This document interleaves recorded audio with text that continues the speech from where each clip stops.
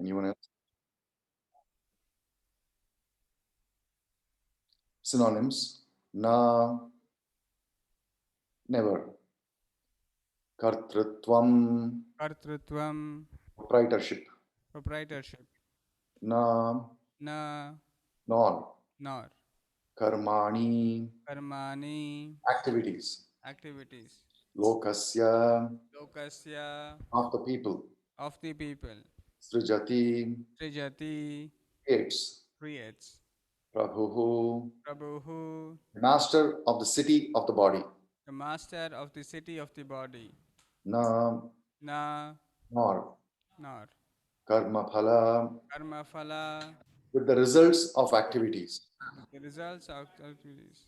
Samyogam, Samyogam, connection. connection. Swabhavaha, Subhavaha, the modes of material nature. the modes of material nature. To, To, but. but. Pravartate, Avartate, act. act. Translation and purport by His Divine Grace, A.C. Bhaktivedanta Swami Srila Prabhupada. Jai Srila Prabhupada.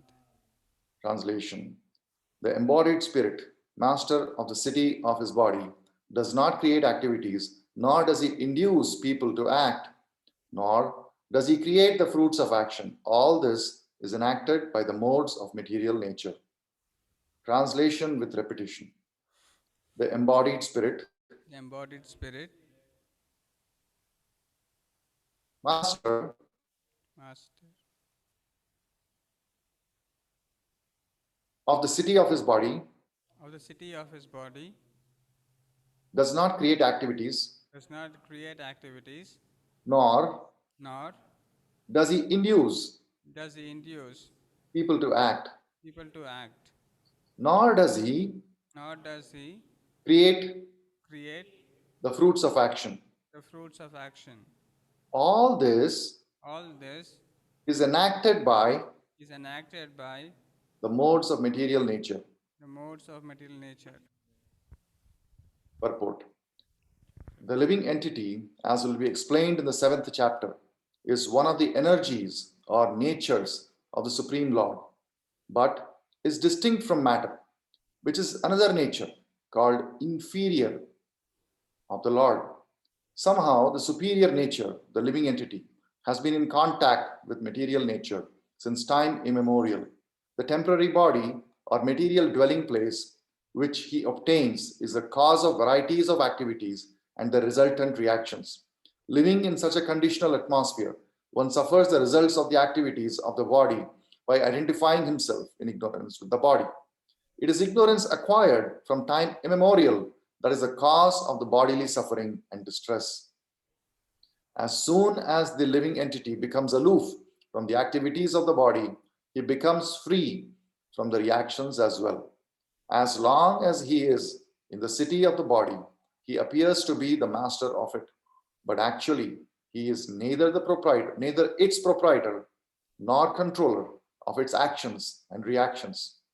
He is simply in the midst of the material ocean, struggling for existence. The waves of the ocean are tossing him, and he has no control over them. His best solution is to get out of the water by transcendental Krishna consciousness. That alone will save him from all the turmoil. Thus ends the wonderful transcendental purport. Om Ajnana-timirandhasya Jnananjana-shalakaya Chakshur-unmilitam yena Tasmai Shri-gurave namaha. Nama Om Vishnu-padaya Krishna-pristhaya bhutale Srimate Bhakti-vedanta Swamin-iti namine. Namaste Saraswate Deve Gauravani Pracharine Nirvishesha Shunyavadi Paschatya Deshatarine. Jaya Shri Krishna Chaitanya Prabhu Nityananda Shri Advaita Gadadhara Shri Vasadi Gaura Bhakta Vrinda. Hare Krishna Krishna Krishna Hare Hare Hare Rama Rama Rama Hare Hare.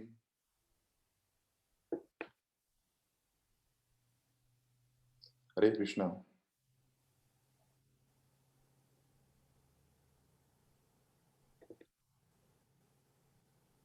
Are there any participants who are here for the first time?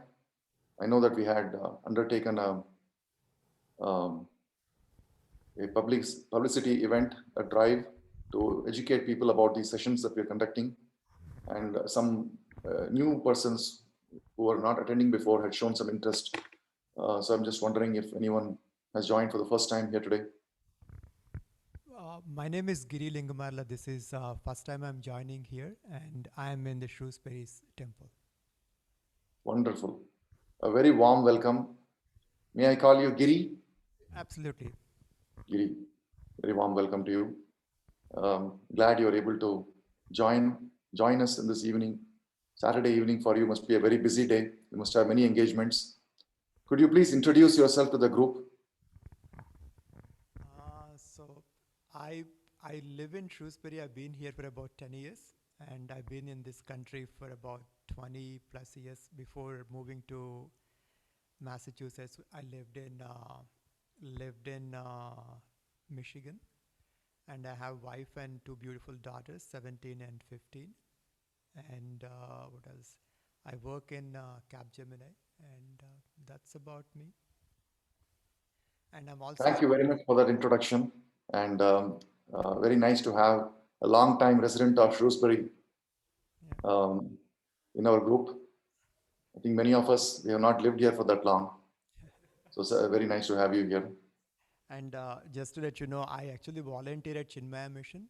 So I'm a teacher in Balvihar. So one of the things we teach is Bhagavad Gita chanting and all that. So I'm fairly familiar with the chanting Wonderful, of wonderful. Bhagavad Gita.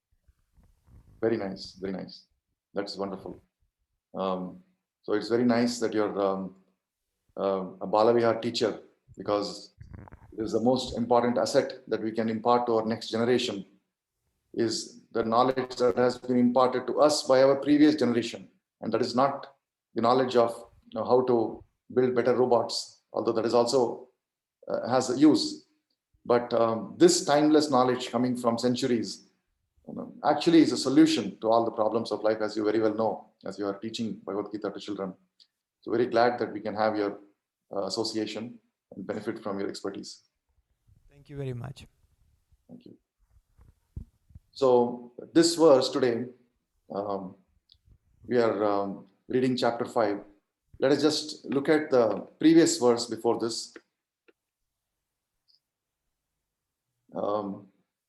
So I think many of you may remember that for the ease of remembering the different parts of Bhagavad Gita and the key message which is conveyed within those parts, we tend to divide and conquer Bhagavad Gita, not that it is conquerable, but chapter 5 is divided into 4 sections, and we take the help of this acronym STEP, STEP.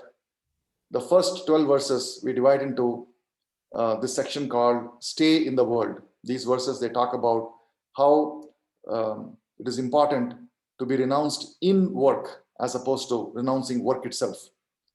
And how in order to do that, one must be working in the world, not go away to some forest, but rather perform the normal duties that you would anyway perform.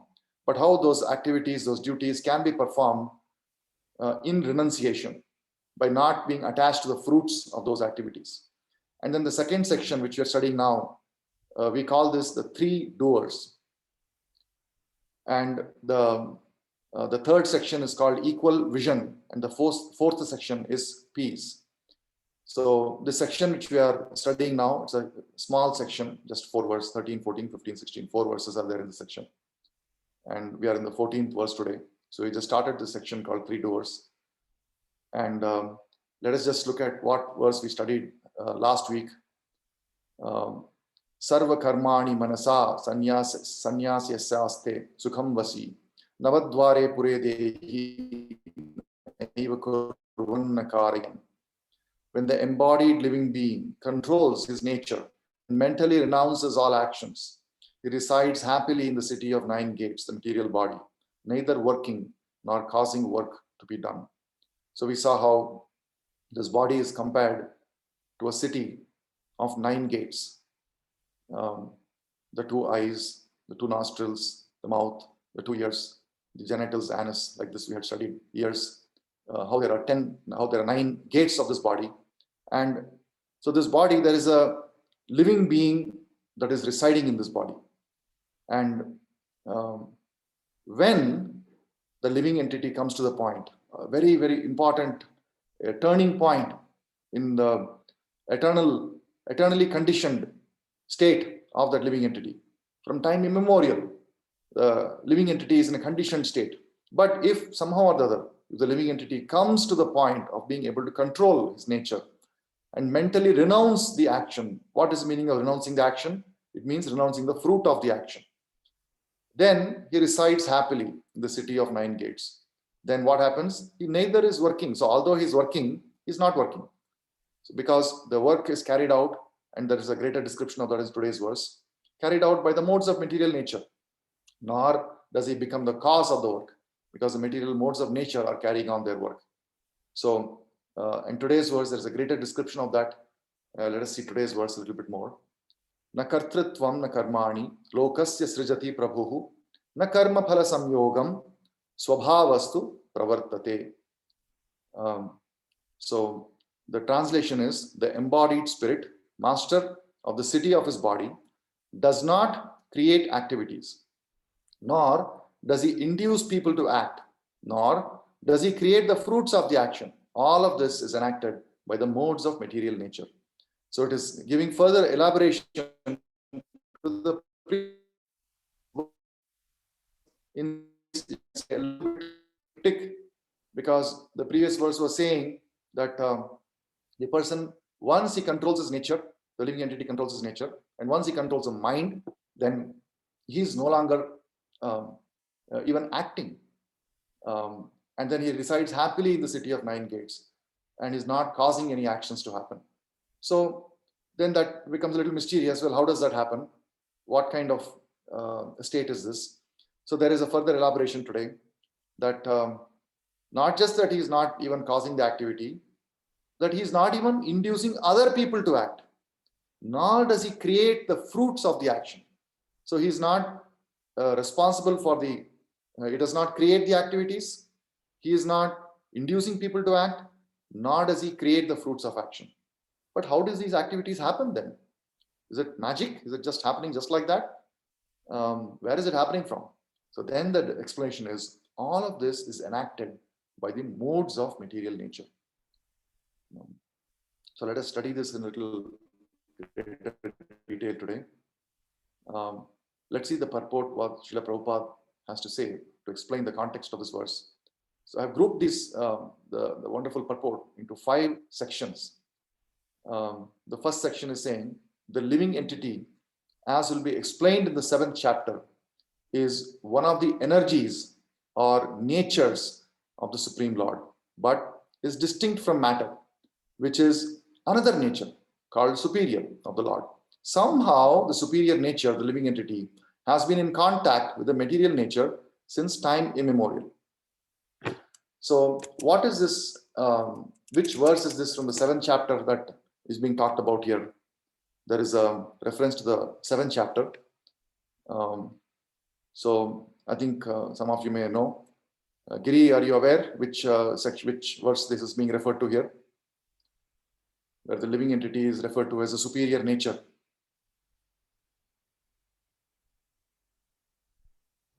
No problem. No.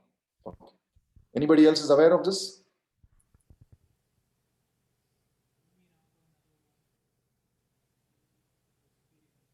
Online.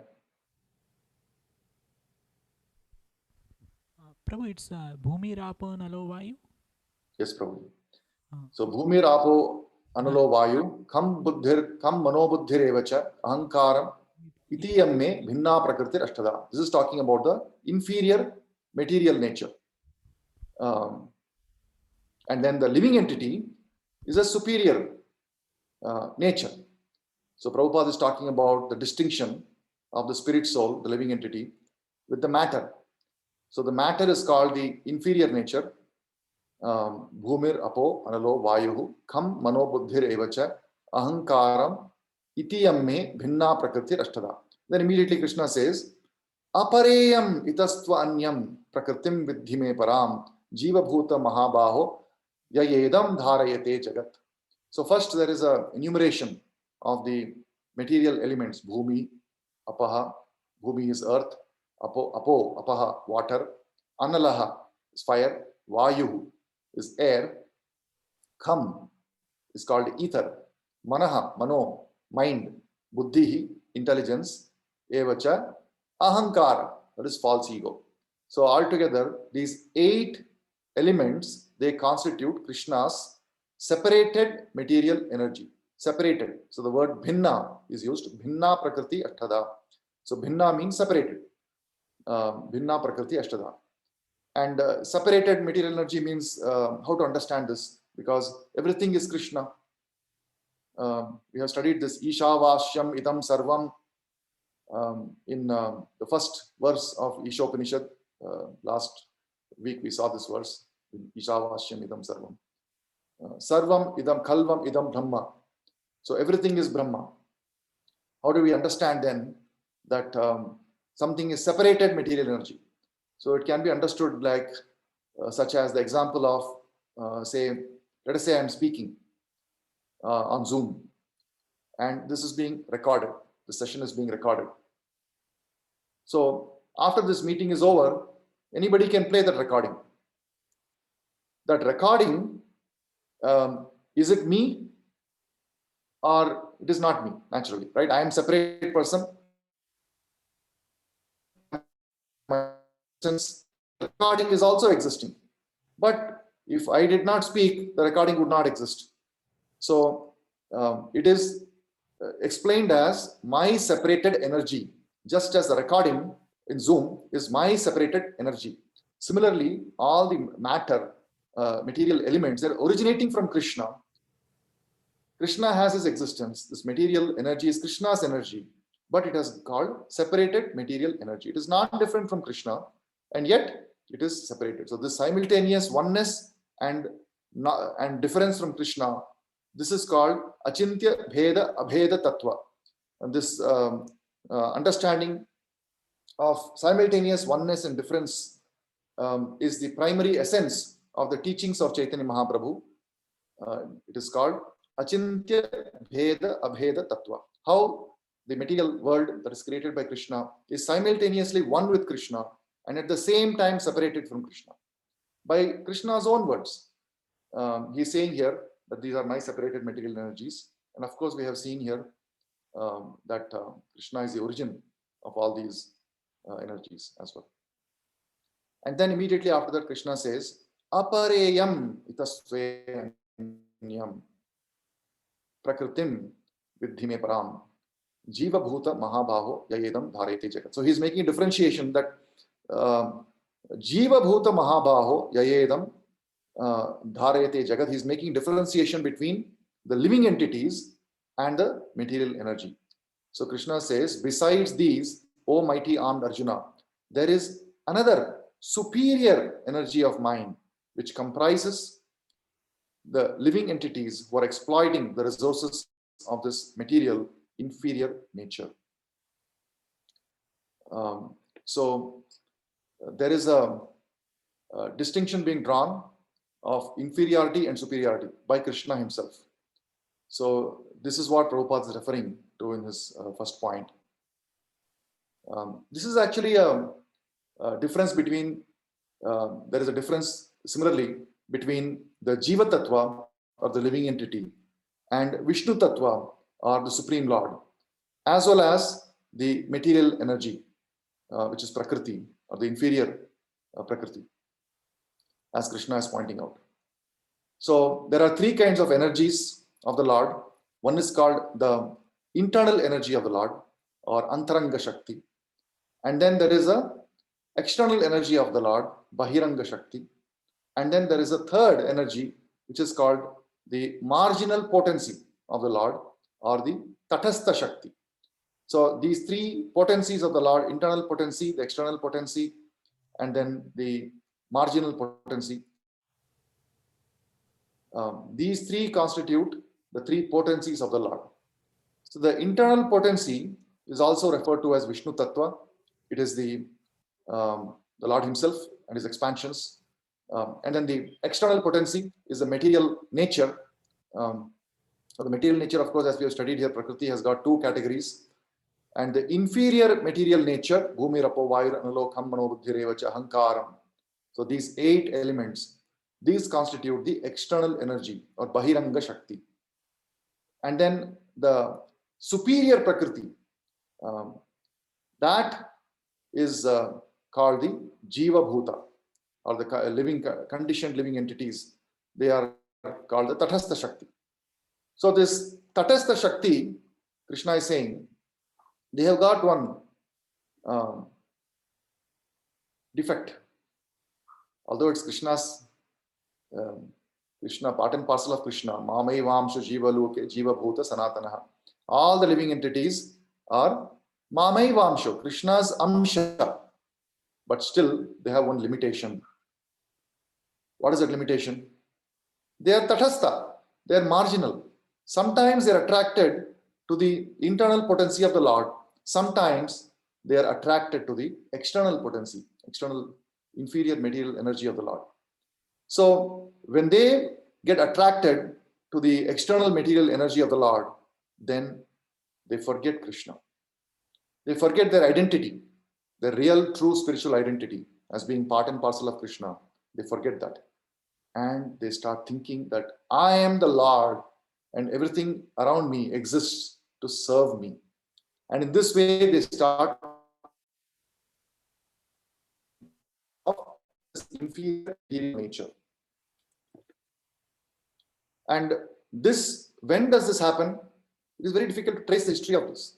So although the living entity is pure and is part and parcel of Krishna, but this such a living entity, Tathastha, Jiva Bhuta, the conditioned living entity, this conditioning has been since time immemorial, Prabhupada is saying, has been in contact with material nature since time immemorial. There's no way to figure out exactly when did this happen, how it happened. We don't know. It's not possible to trace out. But it has been like that. And these conditioned living entities are in contact with material nature. Matra sparshastha kaunteya shitoshna shukhadukkhadaha agama payino anityastam stiksha subharata.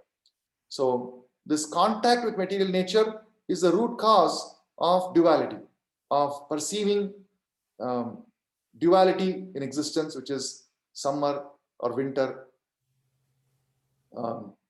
or happiness or distress.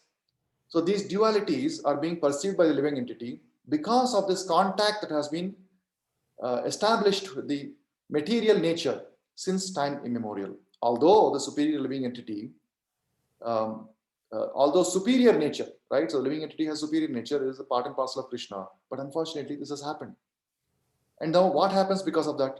Then Prabhupada continues, he says, the temporary body or material dwelling place which he obtains is the cause of varieties of activities and the resultant reactions. So this contact with material nature, how does it happen? It happens through the medium of temporary body.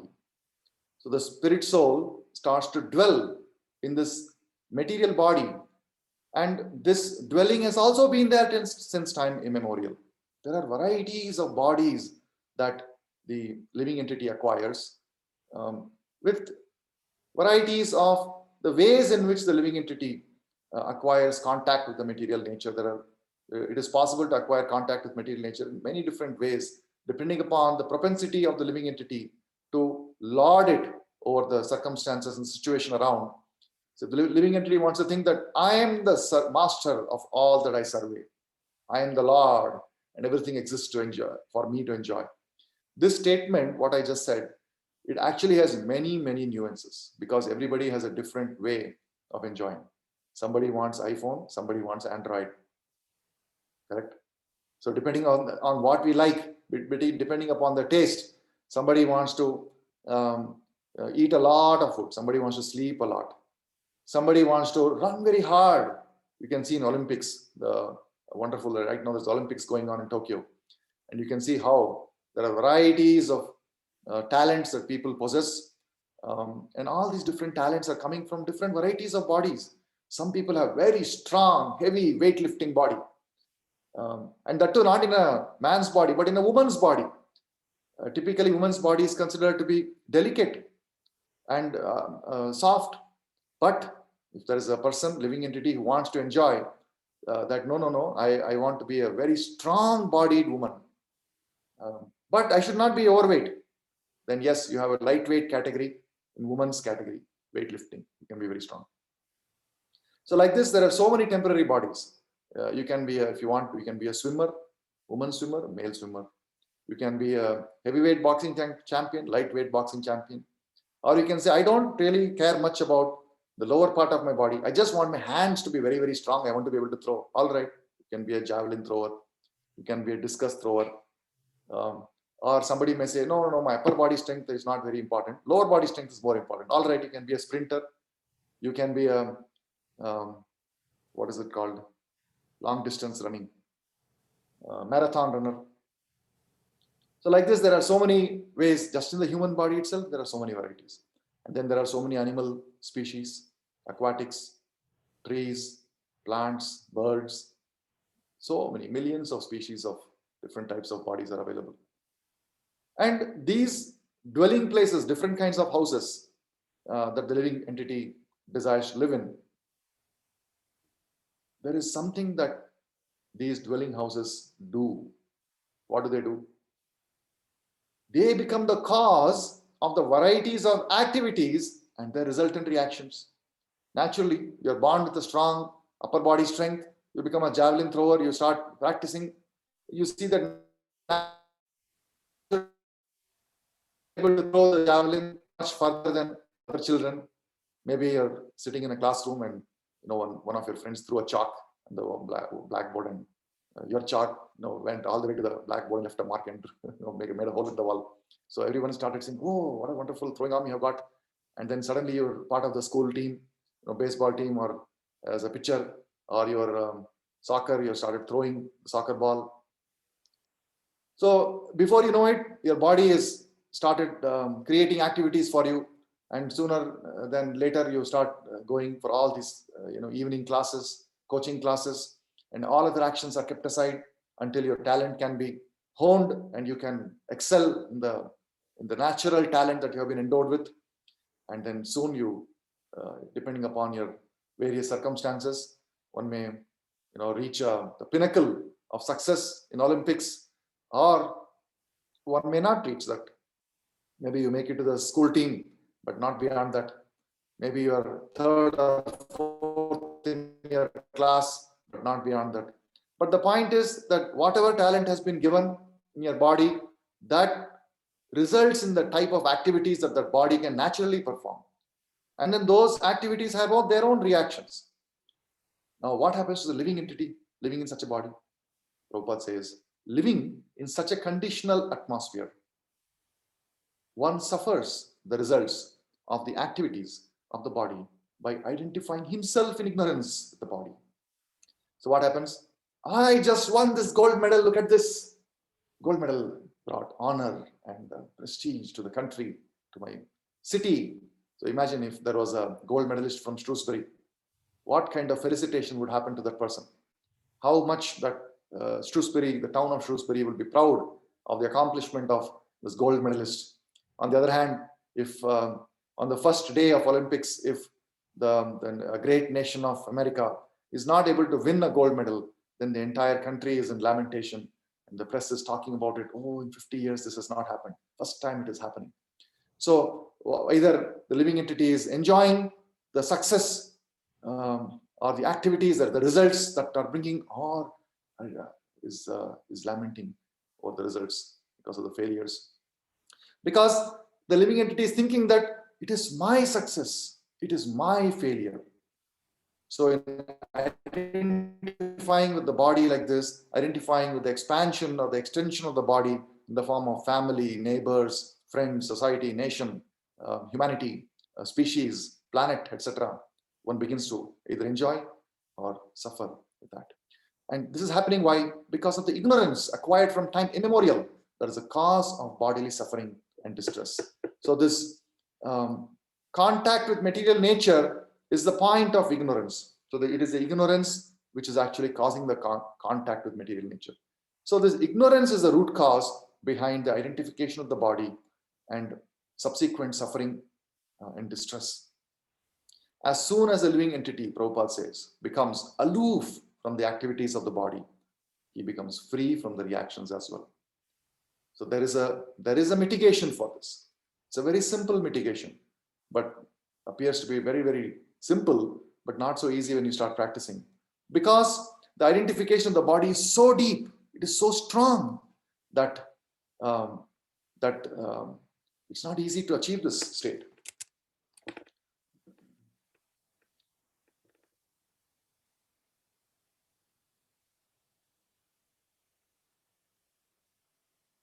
Why is it so difficult? Why is it so difficult to achieve this state? Because every activity that we have been performing from a child, any activity, simply taking a glass of water and drinking this water. I am thirsty, I am drinking water. Even a small child is taught, would you like to have some water? Yes, I would like to have some water. Here, take this water. And then even when the child cannot even drink, the child is asked, and the child can just nod the head. And just by nodding of the head, the child is able to say whether the child is able to drink the water or not.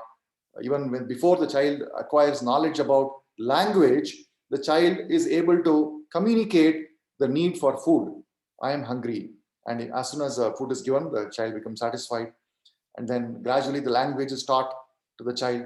But all of this is coming before. Even the newborn child is identifying itself with the body. It is able to identify that these are my hand. And you can see a small child that the child gets by sucking the thumb, or sometimes you can see that small child is sucking the toe as well. So right from a very, very small age, the child is, the living entity is conditioned to identify with the parts of the body and is very, very attached to these parts. So if we inspect our hand, our leg, what are we? We have seen that sometimes people in an accident, they may lose the hand. The hand, as soon as it is cut off from the body, the hand has no importance. It is just treated as medical waste. It is disposed of. But so therefore, clearly, I am not the hand. Similarly, I am not the leg. But maybe surely I am the brain, right? Because all the memories of who I am from childhood, it is stored in the brain. But we have seen that even a brain dead person is not declared clinically dead. It is said that the person is brain dead, but is kept alive in some various support life support systems. So even the brain dead person is not dead. So is it the entire collection of the body? The other day I was in a clinic. Then in that clinic I saw there was a television screen in which various modern scientific tidbits of information were informative slides were being presented. One of the slides was that the human skin changes 900 times in the average lifespan of a human being. So in the average lifespan of a human being, the skin completely changes 900 times. So the skin that we are identifying ourselves with, that I'm a white, I'm a black, I'm brown colored, I'm yellow, I'm slightly brownish, black, dark, fair. That skin changes 900 times.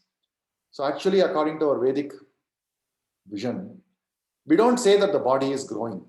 We don't say the body is growing from a child, baby to boy. The body is not growing. The body is changing. The analogy is like a film. In a film, you have many frames. So there's a frame 1, frame 2, frame 3, frame 4. These frames are changing so fast that it appears to give us the perception of motion. It is said that, I remember from very long back, there was the animation films will go at 32 frames per second. This used to be a rating of the animation films. I'm sure now the frames will be much faster. So there is a measurement. The quality of a movie is governed by how many frames per second it's able to take. Even still cameras for sports, you have these still cameras being able to take rapid shutters, right? Rapid pictures, the different frames. So similarly, our body is changing every moment.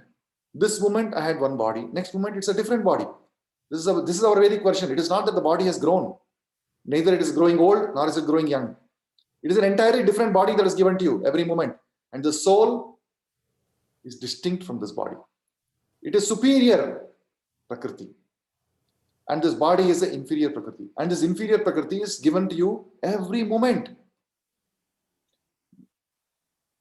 Dehino asmin yatha dehe kaumaram yauvanam jara tatha dehantara praptir dhiras tatra namuhyati. So from boyhood, from to youth to old age, new bodies are being given to you every moment. And just as the soul is transmigrating from these bodies, is moving from body 1 to body 2 to body 3 to body 4, similarly at the time of death, a new body is obtained. And a sober person is not bewildered by this, is not getting confused that actually it is I who is the body as opposed to I who is the soul. So what is this body made up of? This body is a combination. We have seen that it's a combination of 8 elements, 5 gross elements and 3 subtle elements. But it is also a combination of 3 modes of material nature. Sattva guna, tamo guna, rajo guna. Tamo guna, rajo guna, sattva guna. You can say in sequence. So these 3 modes of material nature, the mode of goodness, the mode of passion, the mode of ignorance. This body is a combination of these 3 modes of material nature. It's a little difficult to understand this because we think of body as gross body, whereas modes of material nature are considered as an abstract concept. But actually, this body is a product of 3 modes of material nature. And depending upon which modes of nature have stronger influence, which have a strong example that is given is like 3 primary colors. Prabhupada gives this example to understand how there is such wide varieties of living entities, the bodies of living entities available in nature, when there are only 3 modes of nature acting, only Rajoguna, Sattva-guna, Tamo-guna. How come there is such an innumerable, unlimited variety of bodies that are available? How come for the nature of even 2 identical twins born at almost the same time to the same parents, sharing such a large number of what the scientists call as the gene pool or genome, I don't know, genome sequence, I guess, such large amount of genetic material being common, how they have got such different personalities? Because the particular combination of 3 modes of nature, they are different. They act differently on different entities depending upon the particular combination, such as you have 3 primary colors, right? And these 3 primary colors, when they combine together in different proportion, they form all the varieties of colors that we see in the nature. So just see the shades. If you have ever done any home improvement project and you have gone to Home Depot or Lowe's and you try to decide on what paint you want, you will go crazy, right? Just the amount of colors that are available is infinite. You just cannot even pick. So all those are coming from just 3 colors. So similarly, you have got 3 modes of nature that in combination, they produce innumerable combination of varieties of proportions of these different modes of nature. And once the proportion is given, automatically the action, the way in which that the body acts, it becomes swabhava. Swabhava. That is what is given in this swabhavastu pravartate. So the nature automatically begins to act based upon the combination of the 3 modes. So it is almost in a helpless condition. The moment you are put in a dog body, body will start barking. There is a story of how once there was a king, and in the assembly of the king, once a dog was brought. The king said, bring me a dog. And immediately there was a dog brought in front of the king. The king was a little eccentric. He said, from here on, I'm crowning this dog to be the king of this country. And he gets out of his throne, comes down from his throne. The throne is kept at a high level. There are many steps to come down. So he climbs down all these steps, takes the crown from his head and keeps the crown on the head of the dog. And then the dog, everybody is, hail the new king, long live the king, long live the king. All the cronies and the courtiers, everybody starts hailing the dog. And the dog very majestically walks up the steps and then majestically sits on the crown and immediately gives the first order. Can anybody guess what is the first order given by the dog?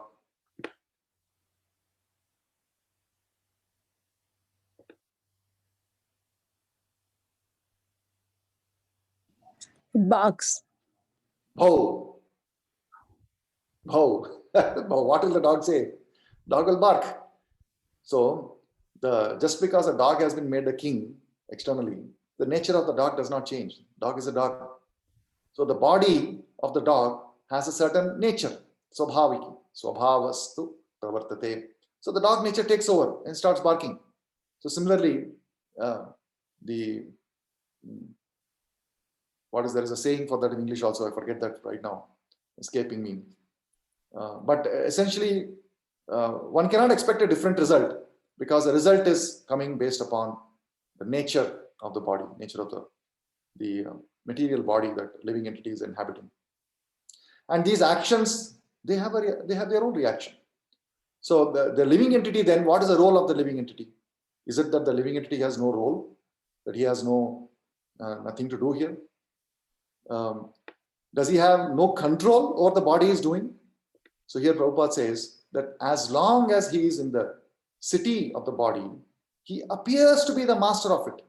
But actually, he is neither its proprietor nor the controller of the actions and reactions. He is simply in the midst of the material ocean, struggling for existence. The waves of the ocean are tossing him and he has no control over them. So what does it mean? It means does it mean that I can go murder somebody and say that I have no responsibility for it? After all, material modes of nature are doing it. What do I have to do? So this is why this section is called Three Doers. So this second section in this 5th chapter of Bhagavad Gita is entitled Three Doers. So who are these three doers? There are three, of course, 5 causes of action, Panchaitani Mahabaho, Karnam Nibodhame. But here we are talking about three doers. The first doer is an initiating doer. There is an initiator. So the living entity has a role to play by initiating action through desire. The living entity desires to enjoy in a particular way. And the moment he wants to enjoy, to be the master of the body in a particular way, and he wants to be the master of the circumstances, not just my body, but all my circumstances. I want to be the master of the universe. So the moment he wants to enjoy, there is a beginning. He initiates a certain chain of events. And then there is that initiation is recognized by the Supreme Lord, who is actually the master of the body. So here the word Prabhu is used in this verse, and this Prabhu has got two meanings. Prabhu means master. But one master is the apparent master, which is the living entity, and the other is the real master, the Supreme Lord. So Srila Prabhupada has explained that here the word Prabhu has got two interpretations, two meanings. One is the living entity who appears to be the master, other is the actual master, the Supreme Lord. So the Supreme Lord is who is also known as Bhava Grahi Janardhana. Bhava Grahi Janardhana. Bhava is our particular mood or our particular desire, state of consciousness in which we are desiring, combination of several desires at any given point in time. He is able to grasp that. He is able to sense what it is that the living entity wants. And Bhava Grahi Janardhana, the Supreme Lord, from within our heart as Paramatma, he then sanctions the desire. He says, all right, if you want like this, it can be happening. But because of your past several combination of desires and this particular desires, there are some conflicts and these conflicts must be resolved. And therefore, he presents with a unique set of circumstances around us, which allows you to satisfy the desire, but then also has resultant reactions that comes along with that. Now, how does Paramatma, the Supreme Lord, carry out our desires? It is through the instrument cause. So there's an instrument cause, which is material nature or our body, as well as the nature around us. So there is an initiating cause, there is an instrument cause, and the actual sanctioning cause that allows this or disallows, permits or disallows these actions to happen. So that is the Supreme Lord. So these are the three doers. And once the living entity realizes that actually I am simply desiring, I am not performing these activities. Look at my desires. Every moment I have millions of desires sprouting. I want to enjoy in this particular way. I want to be the master in a different way. And then the Lord is grasping this, and he is making this body dance in different ways. So the moment the body, the living entity, understands this, he becomes aloof from these activities. And then the modes of material nature still act. The body will still feel hungry. It is not that the body stops feeling hungry. The body still feels hungry because it's the modes of nature. It has to act. But then the living entity no longer is connected to that. He's not responsible. Just because the body is hungry, and then he is directing the hands to prepare some food, and he's taking that food. How is the living entity demonstrating that he has understood that? He understands that this body has been given by the Lord for the specific purpose of satisfying his desires. And the living entity understands that the Supreme Lord is actually his supreme benefactor and the best friend that he has got. So in this understanding, the living entity becomes so much attracted to his best friend that he starts serving the Lord. And he uses his hands, his feet, and all his senses in the service of the Lord. So immediately, as soon as he's able to prepare some food, he understands that his body is hungry. But as soon as he prepares the food, he wants to offer the food to the Lord out of love and affection. And once the Lord takes that food, the remainder of that food becomes prasadam. And when the living entity then feeds his body that prasadam, the body becomes purified. The living entity does not have anything to do with the results of the reactions of that. That karma or karma becomes not a material or fruitive activity. It becomes a transcendental activity, and it becomes detached from that. But to realize this, one has to first realize the state that we are in, struggling for existence. We have seen how there are different kinds of struggle. We have the verse, Kunti Maharani's prayers. Bhavesmin klishyamananam avidya kama karma bhihi. So, avidya kama karma bhihi. Because of avidya or ignorance, which is being cited here by Prabhupada, ignorance from time immemorial, which gives rise to kama, desire to be the master. Karma bhihi, all the activities are coming as a result of that. So avidya, kama, karma bhihi. The ignorance is the root cause, and that ignorance of one's true identity immediately puts us in contact with nature, and we start having so many desires to lord it over, and that results in various actions. And what does that result? Bhavesmin klishyamananam. This bhava, or this ocean of suffering, klishyamanam, we are struggling for existence. Shravanam, smaranam, arhadi. So by remembrance of the Lord, by hearing about the glories of the Lord, and by worshipping the Lord, then immediately we get liberated from this material struggle for atmosphere, the atmosphere of struggle. So, Prabhupada says the best solution is to get out of the water of this suffering, the ocean of suffering, by transcendental Krishna consciousness. Smaranam, Shravanam, Arhad. Karishyan iti kechana. So, by hearing about the Lord, one can start the process of transcendental Krishna consciousness. So Krishna consciousness starts with hearing. Sevon mukhe jihvado swayameva spurati adaha. By chanting and hearing, there is a process. This is the verse. There are very, very interesting verse actually. There is two meanings to this. Prabhu, na kartrutvam na karmani, lokasya srijati Prabhu. Na karma phala samyogam svabhavastu pravartate. And the body is acting, svabhavastu pravartate, by the modes acquired by the material nature. Lokasya srijati Prabhu, there are can be understood as this living entity, the city of body, the master of the city of this body, can also be understood as a supreme Lord, who is the real master of all the living entities, and certainly of this body. The Supreme Lord is also not connected with the actions and reactions. We'll see that more in the next verse. How the Supreme Lord is neutral. So if you join us tomorrow, we will see that how the living entity is desiring, and just as the judge should not be held responsible for the punishment meted out to a criminal. So you may say the judge has awarded the sentence, a harsh sentence to a criminal, but it's actually the criminal that's responsible for the crime. So the living entity is desiring, and the Lord is fulfilling the desires, sanctioning the desires, and the instrument is the material nature of the body. So with this, I'll just pause here and see if you have any questions, doubts, or comments on what has been discussed so far.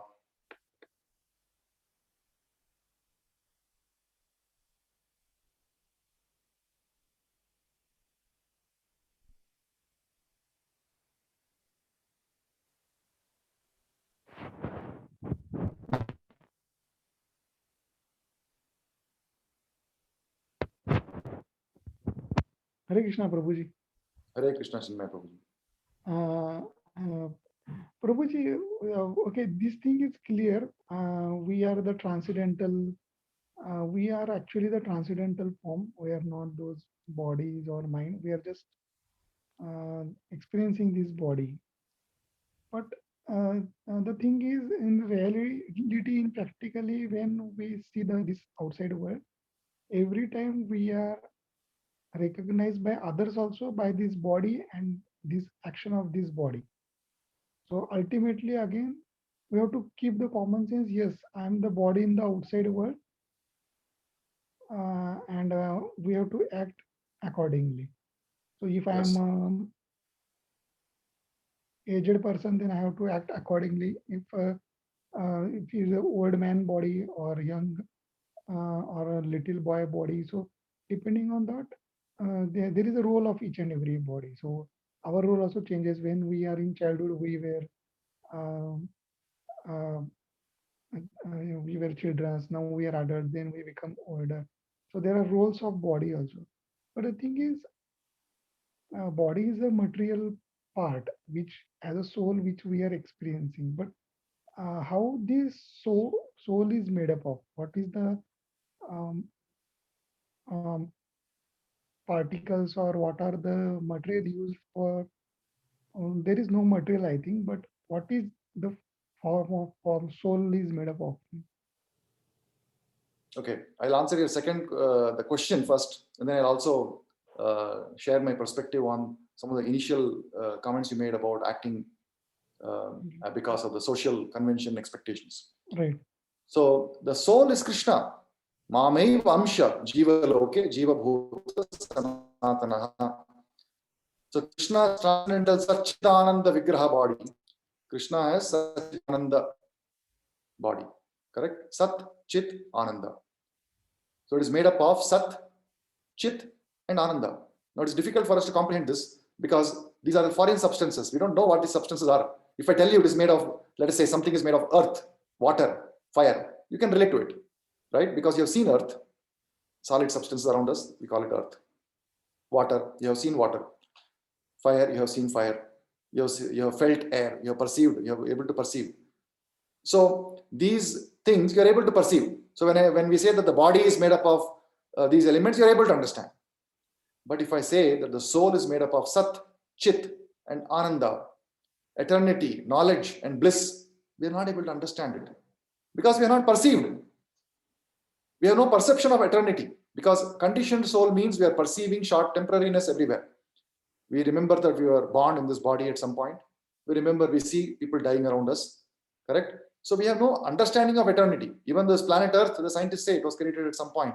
Sun was formed at some point. The universe was formed at some point. And then people talk about destruction of the sun, the solar system, the stars, everything is dying.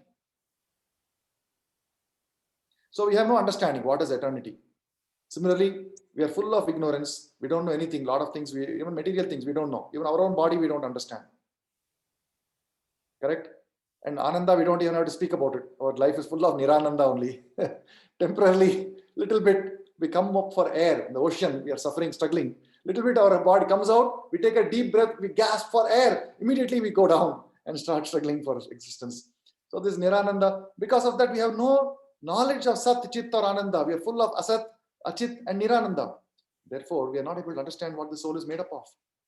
Very difficult to comprehend. That's why Krishna says in Bhagavad Gita in the second chapter also, that actually nobody understands the soul. Some people understand it like this, some people understanding like that, but nobody has truly an understanding of the soul. But from the Shastras, from Prabhupada, from our Guru and Krishna, we can understand that soul is made up of Sat Chit Ananda. It is Krishna, just as a drop of the ocean water has all the qualities of the ocean. Similarly, a drop of Krishna has all the qualities of Krishna. So that is soul. Now, does that answer your question on what is soul? Yes, Prabhu. Yeah. So we can say we are a tiny pinch of Krishna. Who am I? I am Krishna, you can say, but not in quantity, in quality. Krishna in quality. Krishna likes to enjoy. So we also like to enjoy. We cannot pretend that we don't want to enjoy. Krishna is full of enjoyment. So we are used to experiencing enjoyment. Our true constitutional position is we are Anandamayo Bhyashat.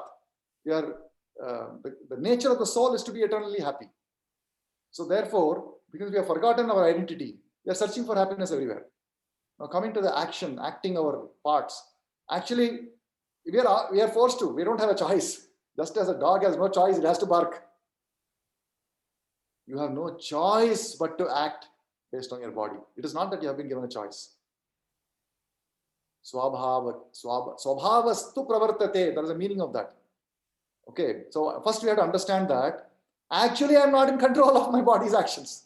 It is not that I am forced to, I am acting the role of a body. The body is acting. Okay, and I am thinking I am the body. Let us say you are watching a movie. And let us say there is some actor, Will Smith, is acting. He's acting in some movie, or whoever, take your favorite star. Amitabh Bachchan is acting. Now, you are watching the movie. Are you acting in the movie? You're not acting. Movie is going on. Amitabh Bachchan is acting. But the moment Amitabh Bachchan's mother is kidnapped, you become angry. Why? Because you think in your mind you are identified with the hero. So when the hero's mother is kidnapped, you become angry. The villain must be smashed. You have to capture him and beat him up. So when the villain gets beaten up, you become very, very happy. So it is not that you are acting, you're simply identifying with an actor that's already acting. So there is a body that is already performing the role based on the nature that is acquired. But you are identifying with that. And a real transcendentalist will see this distinction. Just to understand how far we are from that, the other day I was, so I'm currently temporarily in Bangalore for a short trip. And I went to our ISKCON Bangalore temple here. And there was wonderful Abhisheka of Narsingadev. I witnessed that.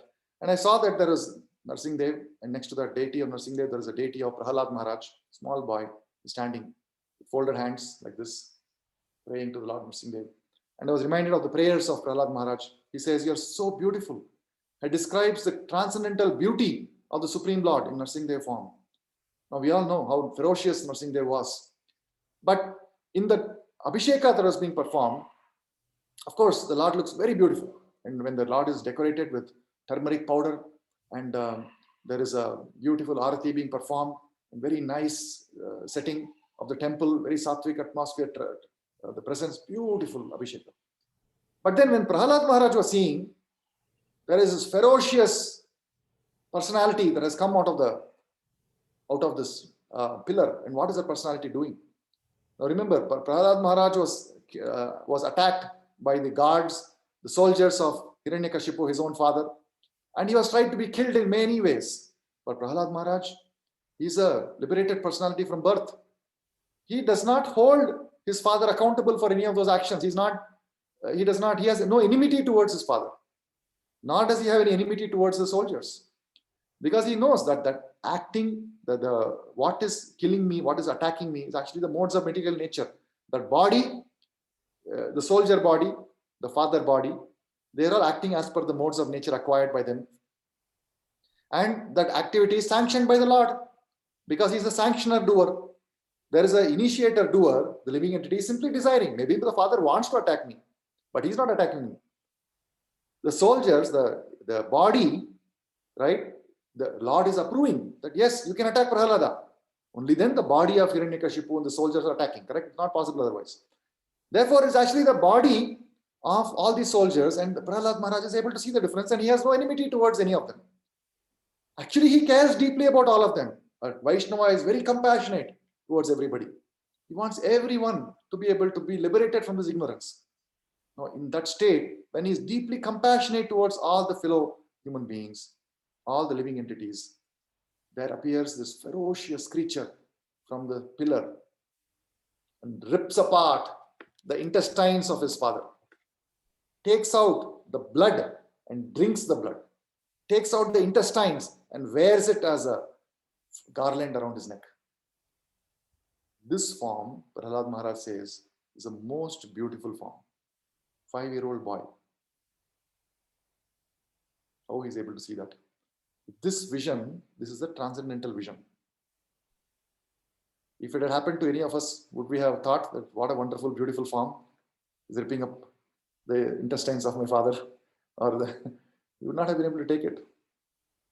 But this is why, to purify our senses, for us to acquire the transcendental vision, the Lord, out of his causeless mercy, has agreed to appear in what appears to be a material form to us, in the form of Archa Vigraha, the deity form. So that the deity form is in a very beautiful, peaceful form, awarding benedictions to all those who approach for benedictions, even material desires. Akama sarva kamo va moksha kama radharadhi tivrena bhakti yogena brajate param. If you see the forms of the Lord, they're very beautiful forms in the temple. Even though he might have ripped apart the intestines, but in the temple it would be nice, beautiful form. And when the grand Abhisheka is done, we become attracted to that form. And gradually, by developing the attraction over time to the deity, we are able to let go of our attraction to the material nature, to the material forms, the form of the woman, form of the opposite sex, etc. We are able to let go of that attraction. And then we are able to see the transcendental form of the Lord. Until we see the transcendental form, and until we accept the personality of the Lord and the fact that the Lord has a transcendental nature, not a material nature, all our activities will be defeated. There is a verse in Bhagavad Gita, Avajananti ma mudha manushim tanumashitaha. The foolish persons, the fools deride me when I appear in my human-like form. So Krishna appears, right? He appears to be like an ordinary human being, 2 hands, 2 legs. He's carrying the flute and he's just like a cowherd boy. And people think, yes, very liberated person, great soul, great personality. Like that they think. But that's not the case. His entire body is a transcendental body. Ajovapi Sanavyayatma, right? So it's a transcendental body. But the very next verse in Bhagavad Gita says that if somebody does not recognize the transcendental nature of the Lord, then what happens? Moghasha mogha karmanam, mogha jnana vichetasaha. So one's fruitive activities, attempts to enjoy the fruitive activities gets baffled. One's attempts to acquire knowledge, jnana, vichetasaha, becomes bewildered. So one is defeated in the attempts to acquire knowledge, in the attempts to enjoy, lord it over the nature to fruitive activities, moghasha, mogha karmanam, mogha, jnana, vichetasaha. Everything is defeated, completely bewildered. That's why we are struggling, because we are not appreciating and accepting the transcendental nature of the Lord. So to get to that point, there is a sadhana bhakti. The Lord descends in the form of the holy name. The Lord descends in the form of Archa Vigraha. This is why Srila Prabhupada has given such a big importance to the temple activities. Because the Lord is coming. For you, local agent, local office is opening. In Bangalore here, there is a, what is it called? The municipality. No, it is in the city center somewhere. Very far away for people to go. So people used to have a lot of difficulty in paying water bills, electricity bills, etc. So about 15 years back, they opened something called Bangalore One, where in every mohalla, in every locality, there will be one center, small center opened up. Like in the olden days, there were PCO and STD booths. Like that, there will be one small milk, milk, Nandini milk parlor, etc. In Bombay, they have RA milk. Like that small milk booth level, small place will be there, where you can go and pay your water bill, electricity bill. It's like this, the Supreme Lord has come in Archa Vigraha form to a temple near you, so that you can go and associate with the Lord and purify ourselves. And for those who are not even able to do that, the Lord has appeared in the form of sound, the holy name. Hare Krishna, Krishna Krishna, Hare Hare, Hare Ram, Ram Ram. But this knowledge, how is it coming? If you come to the temple, then the name is given, the holy name is given, the chanting happens, the atmosphere is favorable. So this is why in IHF Boston also we are undergoing construction for a wonderful temple of the Lord, and I would like to invite all of you to participate in the Mandir Nirman, so that the entire community can benefit from this. This is not a small benefit. It is a transformative experience for us, for everybody around. So I hope I answered your question. Yes, Prabhu. So the important yes,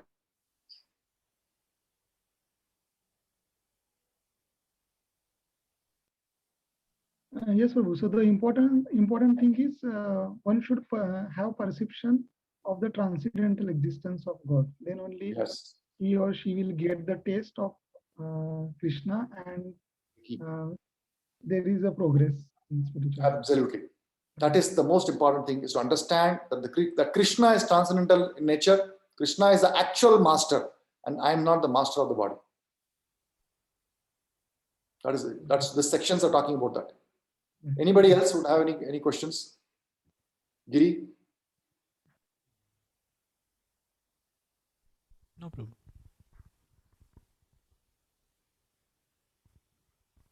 Anyone else?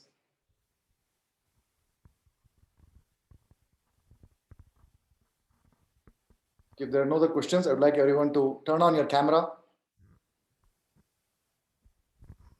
and repeat after me. Hare Krishna, Hare Krishna, Krishna Krishna, Hare Hare, Krishna Krishna, Hare Hare.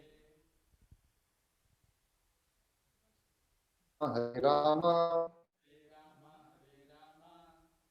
Rama Rama, Hare Hare. ग्रंथराज Shrimad Bhagavad Gita की जय। जगत गुरु शिला प्रभुपाद की जय। जय गौर प्रेमानंद। हरे कृष्ण। हरि बोल। हरि बोल। हरे कृष्ण। हरे कृष्ण।